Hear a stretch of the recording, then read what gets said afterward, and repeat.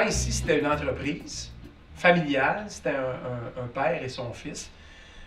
Et naturellement, leur but premier, c'était une entreprise. C'était leur façon, leur gagne-pain et tout ça. Par contre, ils ont donné au lieu une vocation par amour. C'est-à-dire qu'ils étaient, eux autres, très, très attachés aux artistes. Ils aimaient les artistes, ils aimaient la musique. C'était une façon pour eux autres de participer à ça. Puis c'est vraiment lui qui a attendu après nous pour que nous, on s'organise puis qu'on fonde la coop parce qu'il avait horreur à l'idée de peut-être avoir à vendre à un promoteur qui aurait peut-être rasé la bâtisse puis qui aurait construit des condos. 1, 2, 3, 4.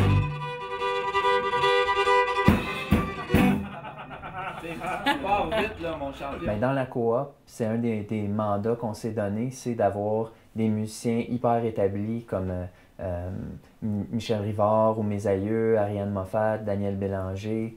En fait, ils sont presque tous ici. Puis aussi des moins connus comme Band de Garage, il y a nous de National Parks.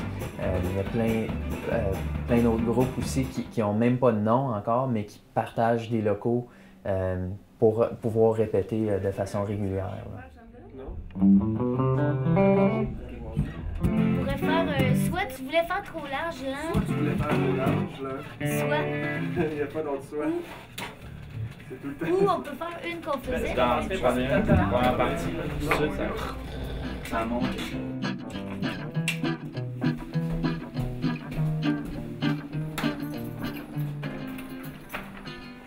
Chaque cellule dans la bâtisse, ben, les gens l'utilisent comme ils veulent. Naturellement, il y a des groupes pour qui c'est carrément un local de répétition. Moi, maintenant, je fonctionne plus souvent tout seul qu'en groupe. Alors, ici, c'est mon entrepôt d'instruments, c'est mon studio d'enregistrement, c'est mon lieu de création musicale. J'écris aussi des textes ici.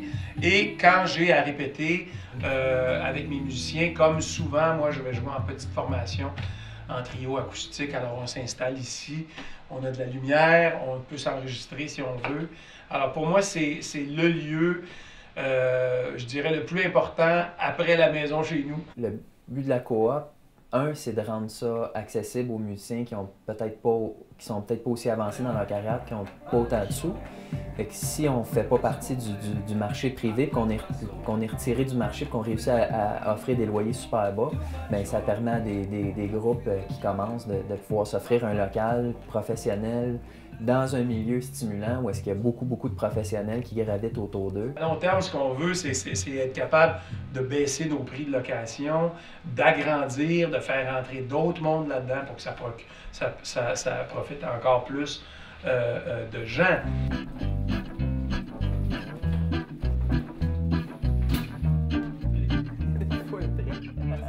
C'est vrai que c'est ça que je m'étais pogné aussi, une télé. Ah, t'es pas une télé? Ouais. Quand ça?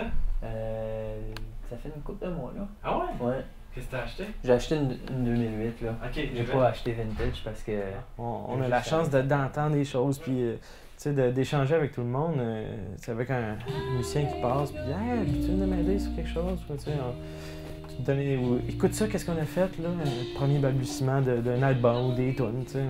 On n'est pas chacun chez nous à faire nos affaires, puis que dans notre bulle, on a la porte ouverte de tout le monde, tu sais. On est tous, pour ça, sur le même pied d'égalité. On est des créateurs qui avons besoin d'un lieu pour, quelque part, faire avancer notre culture. C'est aussi simple que ça.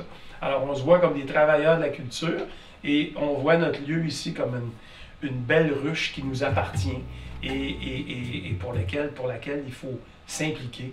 Puis il faut vraiment mettre tout le monde l'épaule à la roue pour justement garder nos trucs, garder nos locaux et en faire quelque chose qui fonctionne.